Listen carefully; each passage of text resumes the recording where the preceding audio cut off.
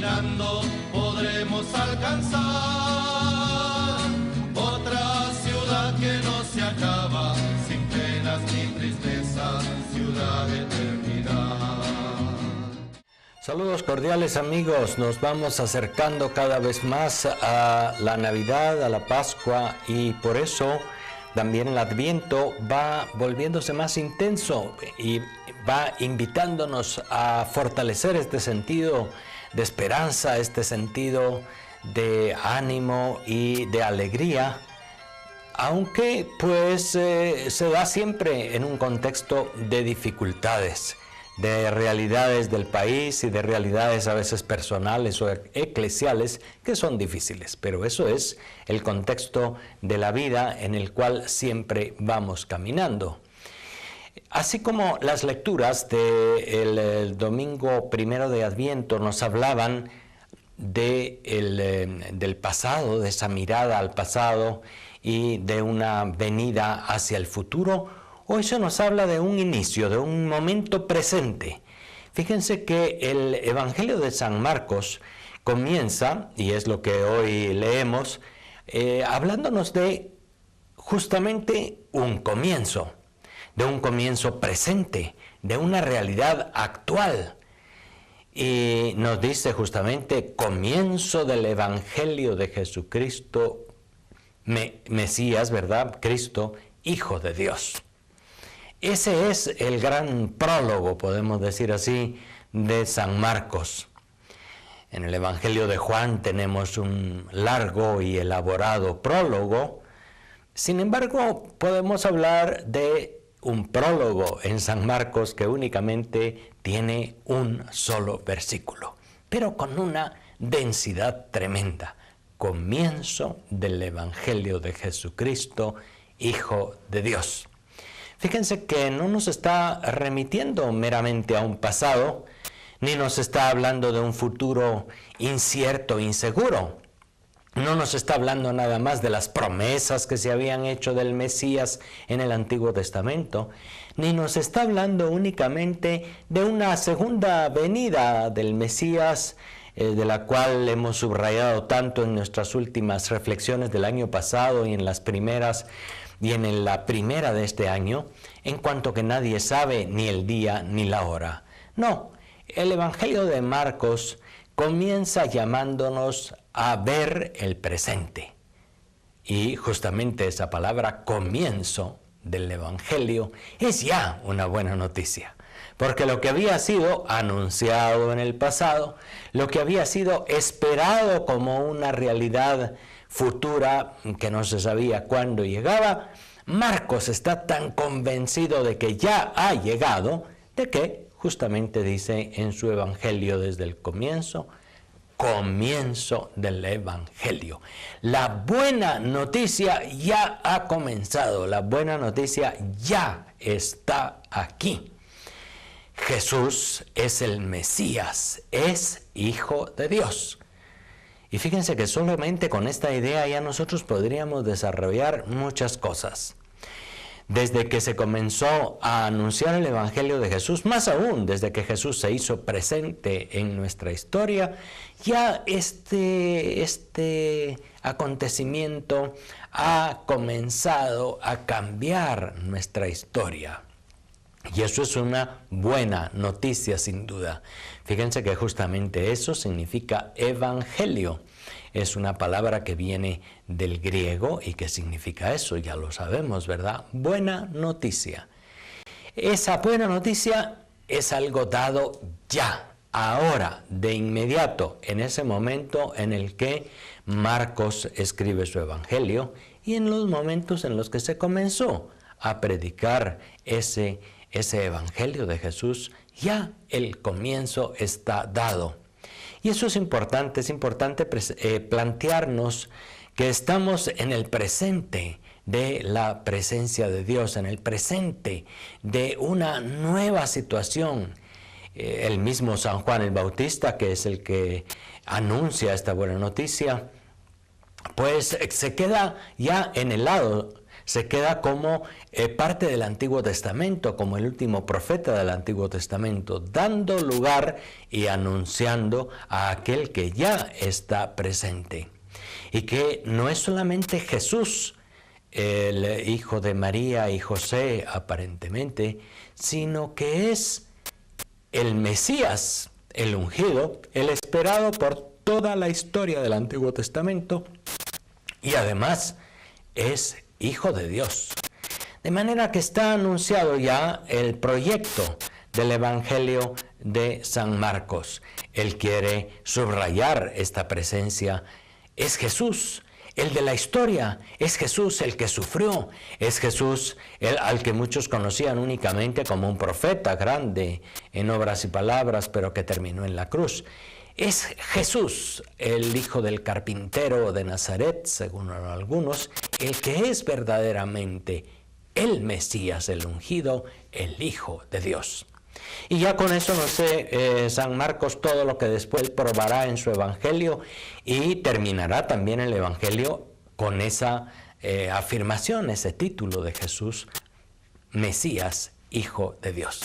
De manera que estamos entonces ante un capítulo inicial que, situado en este segundo domingo del Adviento, nos hace pensar en una realidad ya comenzada, aunque sin duda una realidad que todavía no todos han acogido verdaderamente, y una realidad que tiene que manifestarse y que hacerse presente completamente algún día. Pero ese Cristo, el Señor, que un día se manifestará plenamente, que conocerán todos y todas las naciones, en las diferentes naciones, este ya está presente allá cuando se anuncia el Evangelio de Marcos. Somos un pueblo que camina y juntos caminando podremos alcanzar otra ciudad que no se acaba, sin penas ni tristeza, ciudad de eternidad. Sufren los hombres, mis hermanos, buscando entre las piedras la parte de su paz. Sufren los hombres oprimidos, los hombres que no tienen ni paz ni libertad. Sufren los hombres, mis hermanos, mas tú vienes con ellos y en ti alcanzarás otra ciudad que no se acaba, sin penas ni tristezas, ciudad de eternidad. Somos un pueblo que camina y juntos caminando podremos alcanzar otra ciudad que no se acaba, sin penas ni tristezas, ciudad de eternidad.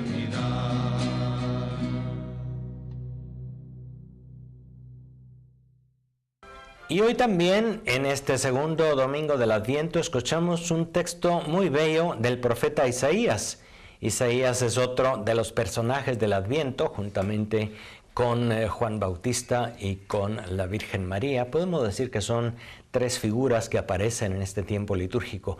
Isaías, aquel gran profeta del siglo VI a.C., nos habla hoy también con palabras de consuelo, con palabras de esperanza y de alegría, manifestando también en aquel tiempo un evangelio, una buena noticia. Isaías, en el texto que hoy se nos ofrece, que es del capítulo 40, es parte de lo que en su libro se llama el libro de la consolación, de los capítulos 40 al 56 de Isaías. Este profeta le tocó vivir en los últimos años del exilio en Babilonia. No estaban en Israel. Aquella gente había sido llevada hacía 50 años antes a Babilonia, un país extranjero, y habían sido sometidos allá a trabajos forzosos, a dura esclavitud, lejos de su tierra, etc. Sin embargo, por las circunstancias históricas y por el aparecimiento de Ciro, rey de Persia, que había vencido a los asirios de Babilonia, pues la política del imperio cambió, y el nuevo rey, el nuevo emperador del imperio sirio, pues dejó que los israelitas pudieran volver a su país e incluso les implementó para que pudieran reconstruir el templo y la ciudad. Eso es considerado una buena noticia para aquel pueblo que caminaba en tinieblas, podemos decir, para aquel pueblo que estaba en el exilio, en una emigración dura, difícil, en unas circunstancias adversas, trabajando duramente sin ganar lo que debían ganar, lejos de su tierra, anhelando, añorando su templo, su patria, sus culturas, etc.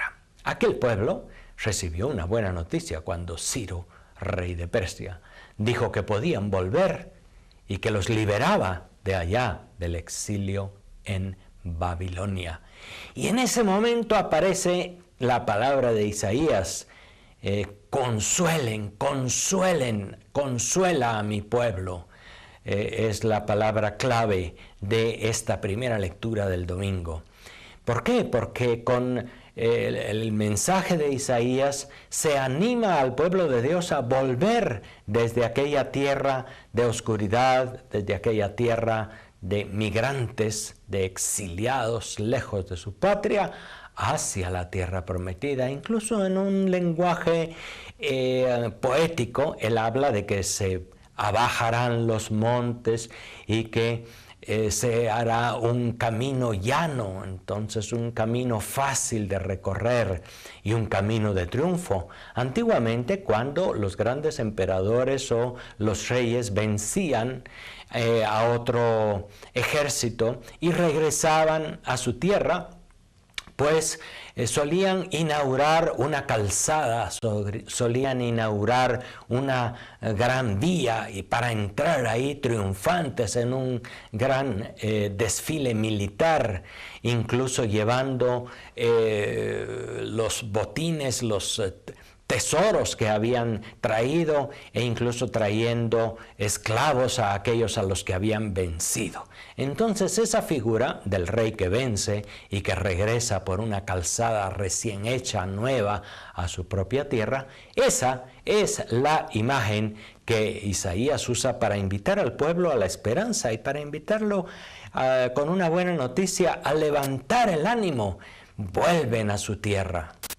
Ven ustedes, el Adviento está también lleno de esperanza y, repito, en medio de dificultades. Los primeros cristianos, si volvamos ahora a la situación de San Marcos, vivían una situación también difícil.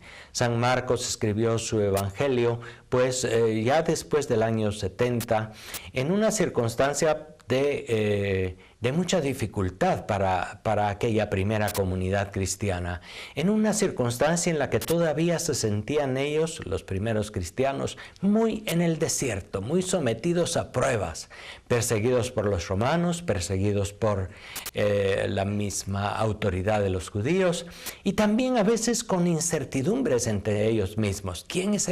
¿Es de veras el Mesías Jesús?